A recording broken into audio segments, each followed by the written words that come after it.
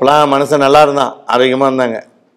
இப்போலாம் வந்து பார்த்திங்கன்னா ஸ்டைலுக்காக ஜட்டி, லேடிஸ் போடுறது பேண்ட்டு, லேடிஸ் பேண்ட்லாம் பார்த்திங்கன்னா ஸ்டைலாக போடுவாங்க. ஆண்கள் வந்து ஸ்டைலாக ஜட்டி போடுறாங்க. இதெல்லாம் வந்து அவங்களுக்கு ஆபத்துன்னு தெரிய மாட்டேங்குது. ஆண்களுக்கும் சரி பெண்களுக்கும் சரி, காற்றோட்டமான உடலில் காற்றோட்டமாக வந்து பார்த்திங்கன்னா காற்று நல்லா உள்ளே புகுந்துச்சு அப்படின்னா அவங்களுக்கு நோய் தொற்றுகளோ வியாதிகளோ வராது. ஆனால் நிறைய பேருக்கு வந்து பெண்கள் வந்து இந்த ஜீன்ஸ் போடுறாங்க, டைட்டாக போடுறாங்க, ப்ராலாம் பார்த்திங்கன்னா உள்ள டைட்டாக போடுறாங்க, காற்றே போகாது. அது மாதிரி உள்ளவங்க அது பாலிஸ்டர் அதிகமாக யூஸ் பண்ணுறாங்க. என்ன யூஸ் பண்ணுறாங்க?